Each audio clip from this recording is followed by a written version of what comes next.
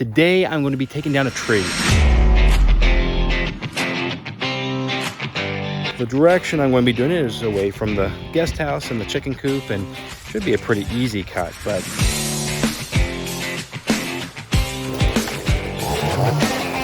and let's cut a tree.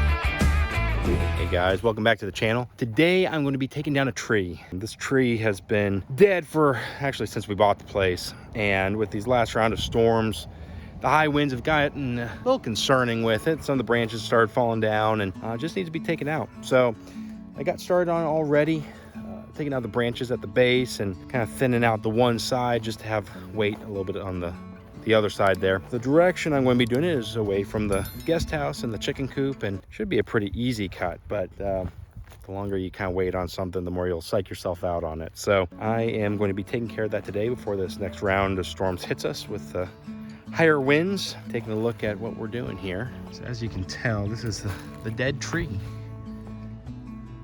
It's a pretty good sized tree. I think it originally was a hickory or maybe black walnut, but it's leaning towards the garden / chicken coop here and the guest house, so we want to make sure that it is not going to have any issues with storms coming this way. The great thing, as you can tell, the lean is away from this, so it's actually not going to be as bad or daunting as one as I've made myself believe. But this was something I used to do pretty regularly, was cutting down trees, but when you haven't done it in a good while. Now what I'm going to be doing today is making a relief cut on the right side of this tree here, and then making a hinge cut on the back side.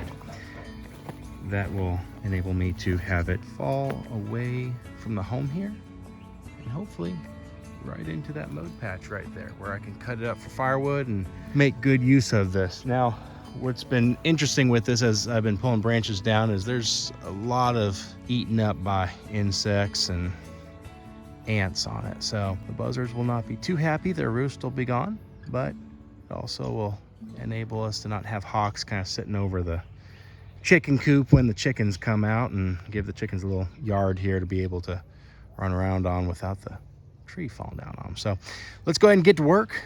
So a couple things as I'm getting going on this. As I make my cut on the tree, I'm going to be doing a notch cut on the front. So that notch cut is going to be about a 45-degree angle on the top portion and roughly about the same on the bottom. There's different ways to do it. You can go in straight. I want it to get enough momentum going that it carries it away from the house. So what I will then do on the fell cut, or the back cut of that, is I'm going to come straight in off of that back portion. So as I do that, I don't want my cut to be below the notch on the front 45-degree angle, because if I do that, I'm going to lose the essentially hinge that I've created with that. So it can come in either equal to that notch or slightly above it, inch or so, inch two. And by doing that, it's going to be directing the tree in the direction that I want it to go. So I'm going to be doing this. I will not be using hearing aid today and hearing protection. Definitely recommend it. I've got animals around. I need to be taking care of my surroundings with that and being aware of that. If I was doing a whole lot more cuts, I 100% would be using ear protection, but I will not today for that reason. I do recommend you use it though.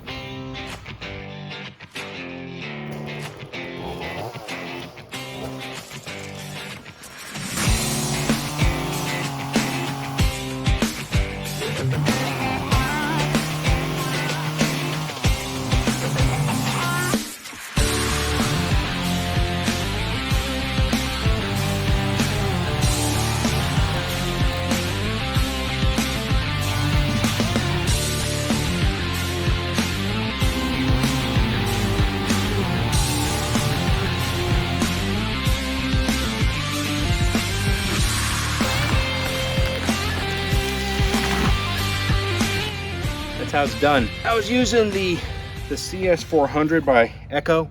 I've always traditionally been a steel person, but had a good friend that worked at and with echoes and small engines with that. And he really recommended this one in particular. So it's got the 18-inch bar, which was just a hair short for this particular tree, but got the job done. Worked really well. There was that one point where it shut off. I'd hit the stop button and the disengaged it, but turned it back on, turned right back up, and got finished up. So this is the finished product.